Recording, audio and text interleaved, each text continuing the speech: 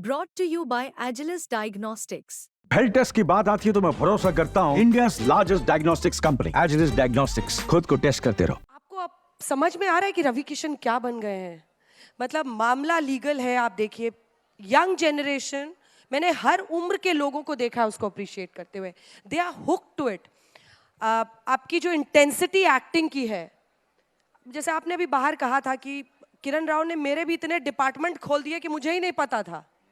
तो ये डिपार्टमेंट वाला जो मामला है, ये अब कहाँ पहुंचा है आपकी लाइफ में? सिंक इन किया है कि आपने एक्टिंग की किस इंटेंसिटी को छू लिया है जीवन में? जी अंजना जी, मैं आज पहली बार इस मंच पे रिवील कर रहा हूँ।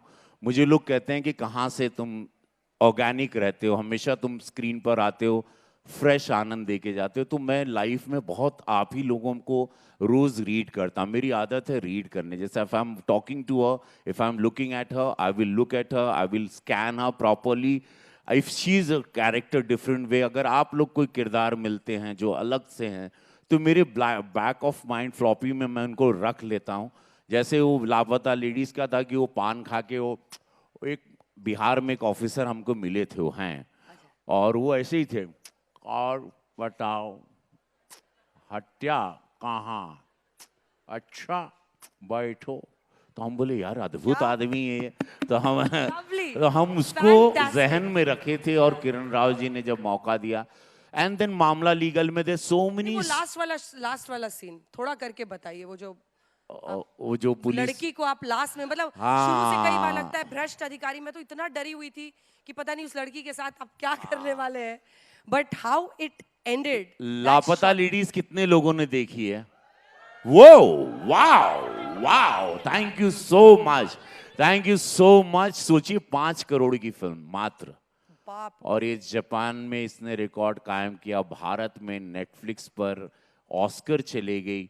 बस प्रे करिए, क्योंकि ओरिजिनल फिल्म है, ऑर्गेनिक पर है, वुमेन एम्पावरमेंट की बातें करती है, और ऑर्गेनिक फार्मिंग पर एक लड़की के सपनों की कहानी है।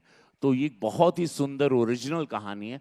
चांसेस हैं कि इसको ऑस्कर में इस वक्त ऑस्कर मिलना चाहिए, क्योंकि वह खैर वो क्लाइमेक्स वो था जो अंजना जी कह रही थी कि वो लड़का आता है, उसका पति, और वो कहता है कि मुझे लेके जाना है, and he bribe me and then I take money, and then the lady I said okay now take your wife, and then वो ही स्लैप्स हर।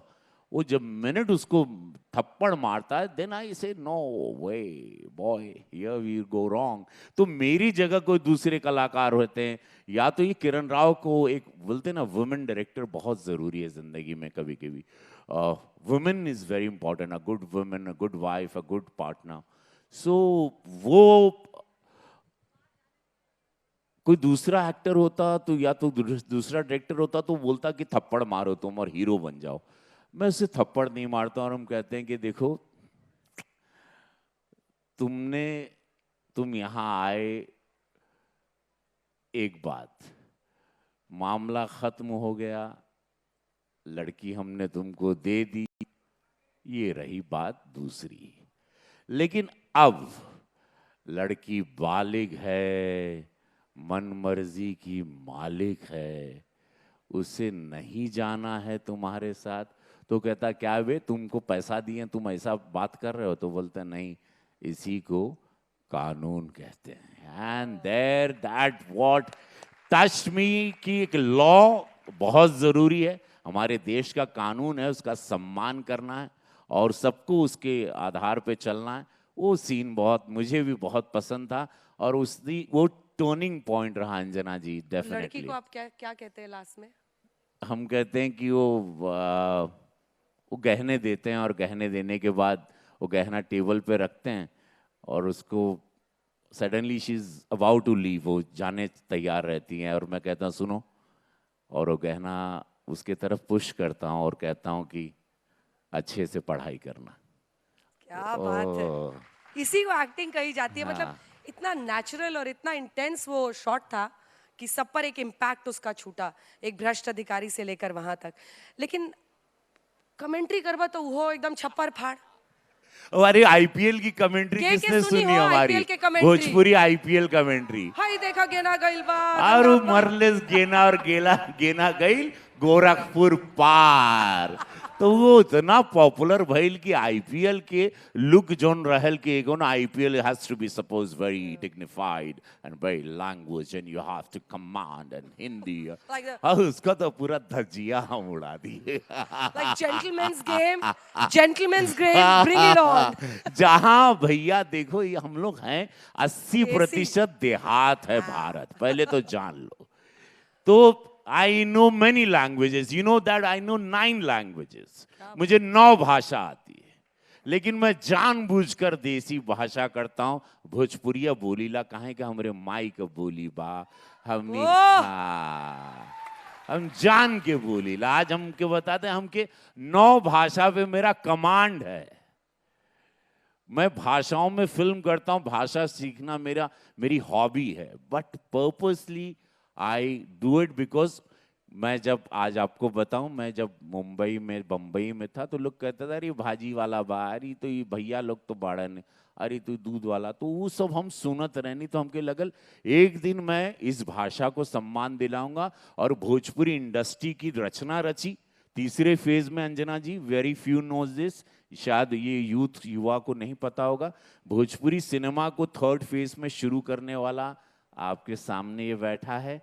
और 1 लाख लोगों को अंजना जी आज उस इंडस्ट्री से रोजगार मिलता है।